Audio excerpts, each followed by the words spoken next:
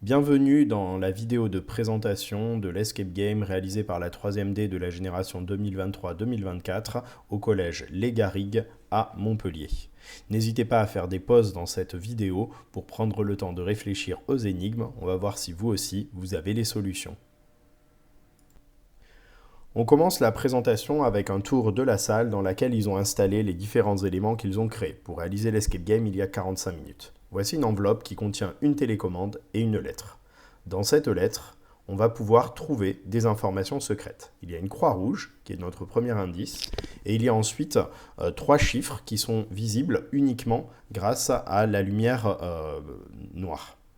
On peut voir le chiffre 2, le chiffre 0 et le chiffre 7. Dans la salle, on peut apercevoir une croix rouge au niveau du plafond.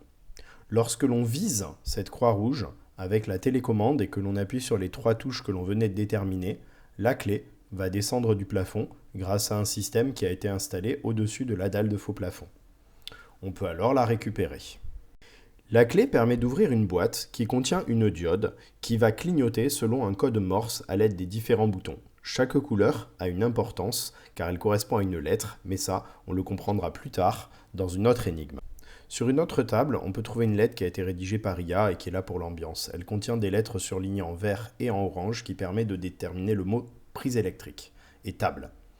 Ainsi, on va pouvoir se diriger vers les prises des différentes tables et dans l'une, on a caché un badge RFID qui va pouvoir être récupéré à l'aide du doigt. Ce badge RFID permet d'activer une petite boîte dont l'accès est de base interdit. Lorsqu'on met le badge, il devient autorisé et on peut récupérer une clé. La clé ainsi récupérée permet d'ouvrir le premier des 3 cadenas de l'armoire à poison. En fouillant la salle, on peut trouver 4 clés USB qui sont cachées parmi les éléments de décor. On a utilisé des éléments qui viennent du labo de SVT. Sur une table, un ordinateur et plusieurs sessions. Pour trouver la bonne session et choisir le mot de passe, il faut remettre dans l'ordre des petits papiers qu'on a trouvés dans une trousse juste à côté. Le mot de passe est Nicolas19.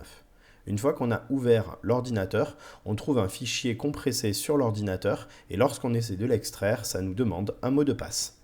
Pour trouver le mot de passe, il faut s'intéresser à cette boîte spéciale qui contient des trous et un mot à l'intérieur. Des diodes et des potentiomètres permettent de jouer sur les lumières et de déplacer la lumière à l'intérieur. Le mot de passe, c'est lune rouge écrit en majuscule. On va écrire ça sur l'ordinateur, ce qui va nous permettre d'accéder aux différents fichiers du dossier du patron. L'un des fichiers, nommé photo de famille, contient le code. Bon, pour le trouver, il faut dézoomer sur l'image. Une fois qu'on a trouvé ce code, on va pouvoir ouvrir les clés USB. Dans l'une des clés USB, on va trouver un coffre virtuel qui va s'ouvrir grâce à ce mot de passe, 1203, et qui contient le code Morse. En revenant sur la boîte qu'on avait réussi à ouvrir en début de partie, on va pouvoir décoder le code Morse. Chaque couleur correspond à une lettre dans l'alphabet Morse. On va ainsi pouvoir décoder le message qui est Galion. Ici, nous avons une télécommande avec une petite énigme qui va permettre, lorsqu'on l'active, de récupérer une clé. Elle se referme automatiquement. Cette clé va permettre d'ouvrir le deuxième cadenas de l'armoire à poison. Vous voyez au fond un robot. Ce robot, il mesure des distances et lorsqu'on se place à la bonne distance par rapport à ces 2 prises de mesure, on va avoir un code apparaître sur l'écran qu'il contient. C'est le dernier code de l'armoire à poison.